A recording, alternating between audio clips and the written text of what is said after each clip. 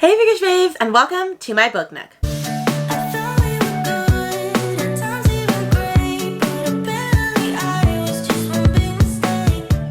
For those that are new around here, the name's Rainy Barton. I teach music, but I also read many books. Thriller and horror, sci-fi, fantasy, romance, nonfiction, manga, all the things.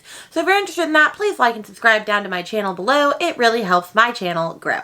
Today's video is going to be a fun one, as it is going to be a 72-hour vlog because I am partaking in 72 hours in the Smut Den. And I believe Covers with Cassidy is the host of this, and then there's a couple other hosts that are joining with her, like Bree from Four Paws in a Book, Michelle from Michelle's Library, I think Mel from Eleanor Reads, and Rye from Rye's Reading Corner. I believe those are the four. I will link to all of the information underneath this video. But it starts tonight at 7 p.m. from Thursday at 7 to Sunday at 7. And basically, you want to read as many smutty books as you can get.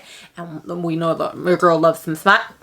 But to make it fun, they have two different spinning wheels that you can spin, wheels you can spin from. A light wheel and a dark wheel. So for light contemporary romances and for dark romances, basically you spin the wheel and it has different prompts on it. And then you have to find books that match that prompt. However, you can only use one wheel a day. But since Thursday is such a shorter day, it worked out in my advantage. Now, I will say I tried to plan all of this in advance so that I could know what books I was going to be reading, and that worked to an extent until I forgot that there was a specific book that I wanted to read that was on my shelves, and I couldn't find it. So I ended up buying an audiobook that I didn't necessarily need, so I'm going to read that book regardless because I own the audiobook now. So we're going to do the light wheel for the first day, today, and then we're going to do dark wheels for the whole rest of the thing, baby. So we're going to start out light and with some darkness.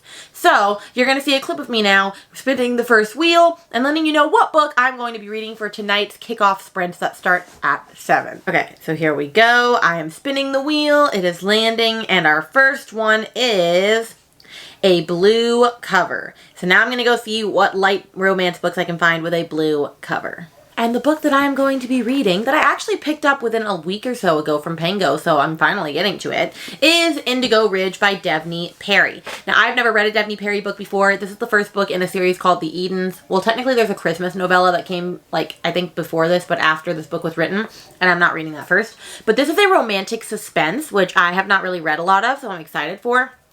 And it's about this guy named Winslow Covington, and he is the chief of police. Oh, no, it's a girl. Winslow. Ooh, interesting. It's a girl named Winslow. Okay, so Winslow is the new chief of police, and she's determined to prove herself to the community and that she didn't earn her position because her grandfather's the mayor.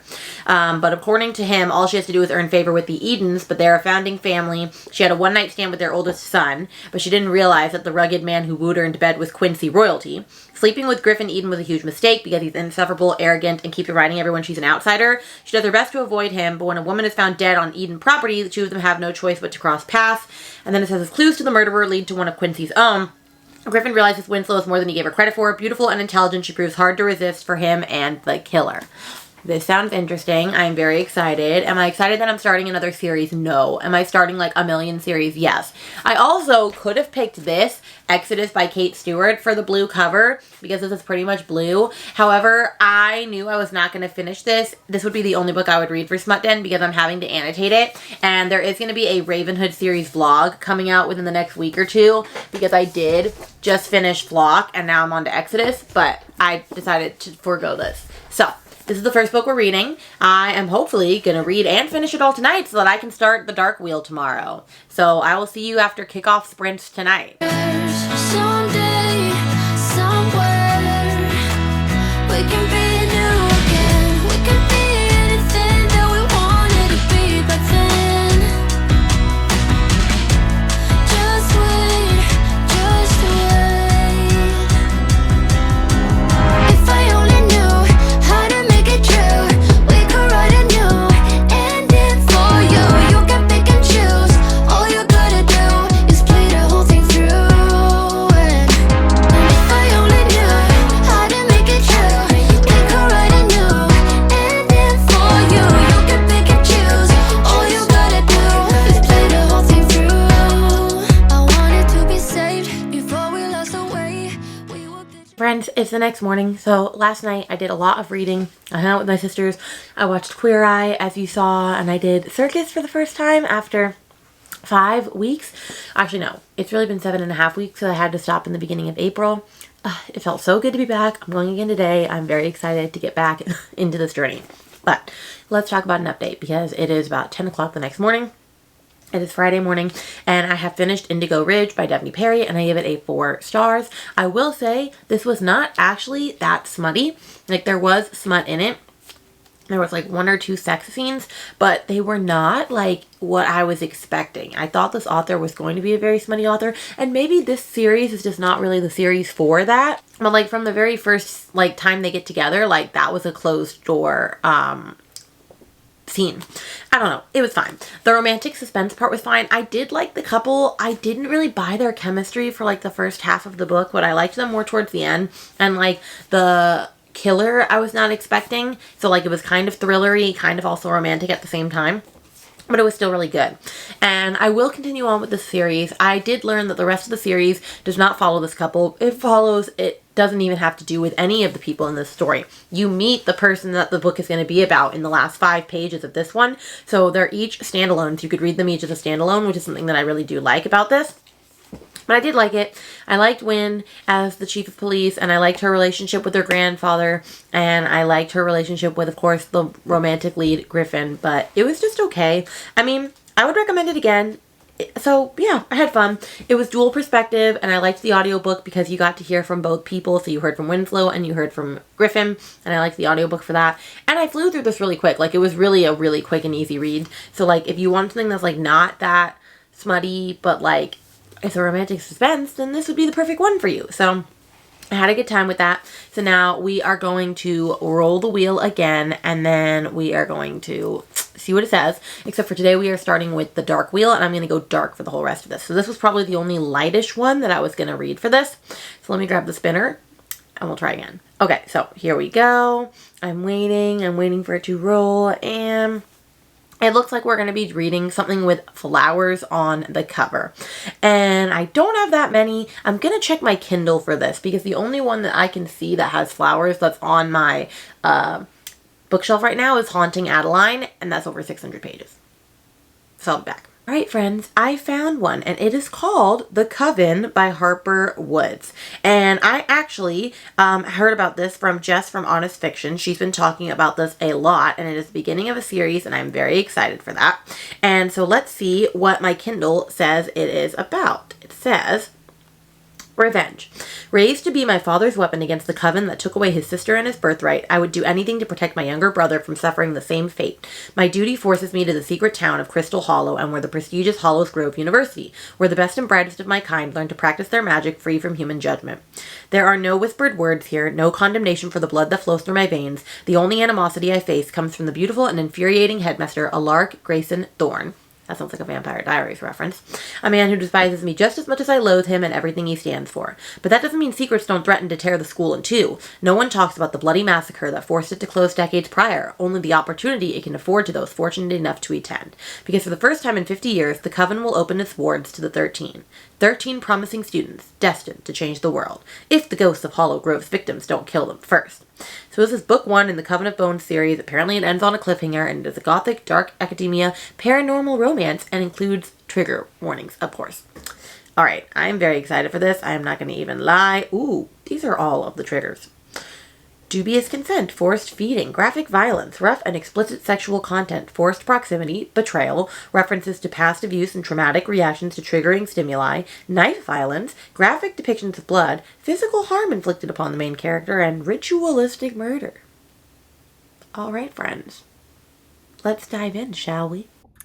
I'm in my classroom again because I need to take stuff down for the summer. I needed to grab some books so that I could get some stuff done for, I don't know, for lesson planning and stuff. So I'm going to listen to the Coven and get to work in my classroom.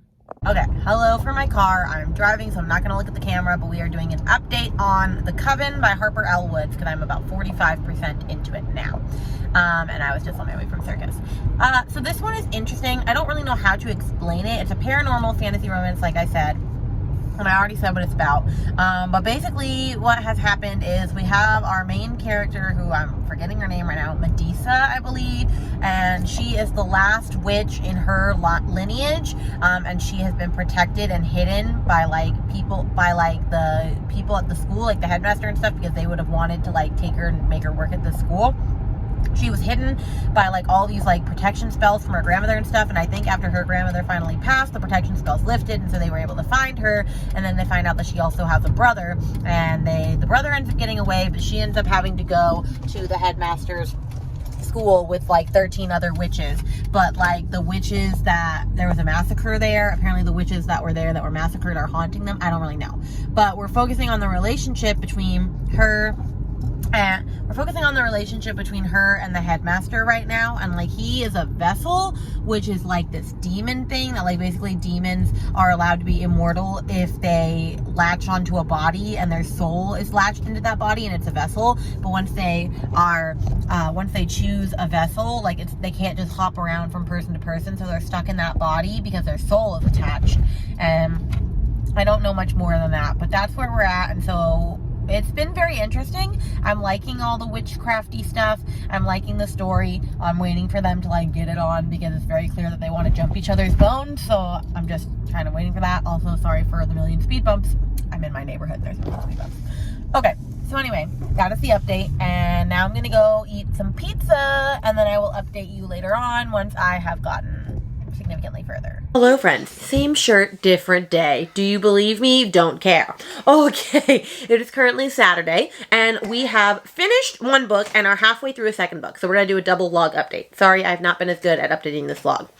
Today I had to watch my daughter for most of the day by myself with my son because my husband had a gig, and so I haven't quite mastered how to take care of two tiny humans at the same time, but it's okay.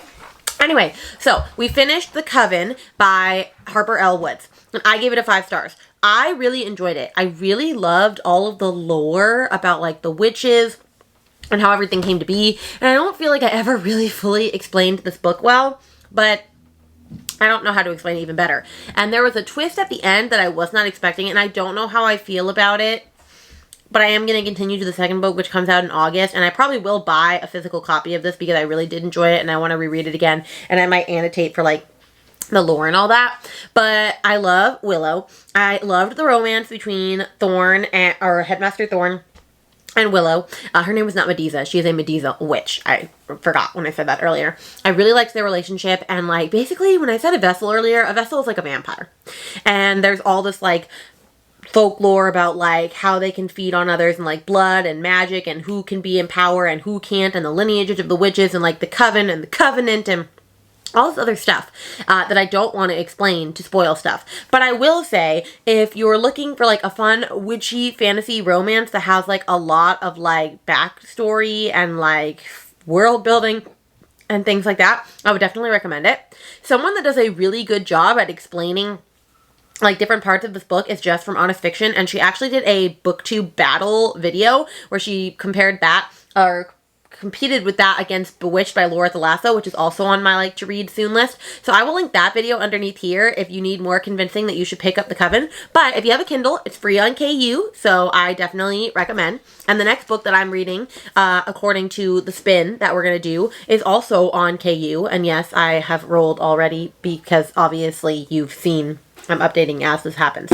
So let's let you see the roll first, and then I'll tell you what we're reading and where we are with that. Okay, so here comes our next roll. We are officially on roll 3. We are still spinning on the dark wheel, and we have landed on one word title. And I'm not gonna lie, I had a couple of options to go for this. I almost picked Priest by Sierra Simone, but I didn't want to spend my Audible credit on that, and I had heard that that book wasn't as good as Sinner, so I'm gonna wait. I almost read Pestilence by Laura Thalassa, but I just wasn't in the mood for that. And then I realized that not only am I supposed to read this for another vlog that I have going on, but that I've been wanting to read this for forever, and I have the audio on Hoopla, so that was the obvious answer. And that is Hooked by Emily McIntyre. So this is the first book in the Never After series, and this one is a Peter Pan fantasy, not retelling, she says, because you're not retelling the story, she like changed it and all, but it is kind of like a retelling. And so it says, basically, what it is about is it is a dual perspective story between James Hook and Wendy. And And Wendy's father is actually Peter Pan, interesting in this. And he's like this big mogul businessman, and he did something to like double cross Hook's family, and so Hook has always wanted to get revenge and like hurt the dad in some way, and so he figures what better way to hurt him than by like sleeping with his daughter and like getting her to like be in love with him and then ruining her life. And so he decides he's going to do that to Wendy. So he owns this bar, and she goes to that bar with a couple of her friends one night, and he sees her across from the bar, and he doesn't realize at first that that's who she is. And then when he realizes it, he's like, oh, I'll just use that to my advantage. And so it's like their dark romance story while there's all this other backstory going on with like him and the dad and all this other stuff. And it is very intriguing. So like I said, I'm about 40% into this bad boy now, and I'm having the best time. I'm loving the way it's written. I'm loving the accent of the audiobook for Hook. It is just chef's kiss. And I'm just flying through it. The writing is like one of those people, she just writes in a way that like I very much enjoy. I've said this before. I really like a certain way that authors write, like it really just speaks to me, and so I'm having the best time with this. I cannot wait to continue. And so we are basically at a point where she has just started going on dates with him, and they did sleep together once already, and she's talking to him about her father currently because she doesn't think he knows who he is, and how like she's very upset because he's never home and like all this, and he's listening to this knowing who her father is and how he's using her to get to him. So it's like interesting in that regard. But I can't wait to see what continues with this. I definitely want to read the rest of the books in the series soon. Like I think the next one is Scarred, which is like a Lion King one. I think she has a Wizard of Oz one in it, and I think a Little Mermaid one maybe. So I'm excited. But I'm going to keep reading this, and then I will give you an update later, which it's funny because I'm going to actually go see The Little Mermaid tonight with my sisters because it came out Friday. So I'm going to see that. And then hopefully after that I will get this read tonight because I want to read one more book for Smut Den hopefully tomorrow. So we'll see. Okay, hello friends. Smut Den update. It is currently Saturday morning, and I have finished Hooked by Emily McIntyre, which I just heard someone say was McAntry or McIntyre. Someone said it a different way, so if I've been saying it wrong this whole time, sorry. But I finished Hooked.